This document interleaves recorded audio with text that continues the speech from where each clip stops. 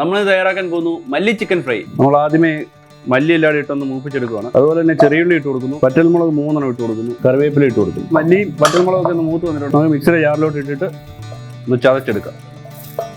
ഇനി ഇത് ചിക്കനിലോട്ടൊന്ന് മിക്സ് ചെയ്ത് കൊടുക്കുകയാണ്. ചിക്കൻ മസാല 1 ടീസ്പൂൺ ഇട്ട് കൊടുക്കുക, മഞ്ഞൾപ്പൊടി 1/2 ടീസ്പൂൺ മഞ്ഞൾപ്പൊടി, ഉപ്പിട്ട് കൊടുക്കുക, ഇഞ്ചി ഗാർലിക് പേസ്റ്റ് ഇട്ട് കൊടുക്കുക, അരമുറി നാരങ്ങയുടെ നീര്.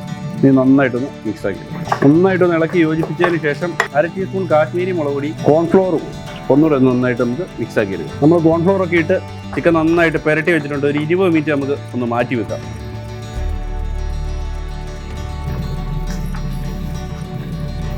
ചിക്കൻ നല്ല ഫ്രൈ ആയിട്ടുണ്ട്. നമുക്ക് കോരിയിടാം, എടുക്കാം. നമ്മൾ സെയിം എണ്ണയിലേക്ക് പച്ചമുളകും കറിവേപ്പിലയും ഇട്ട് ഫ്രൈ ചെയ്തെടുക്കാം.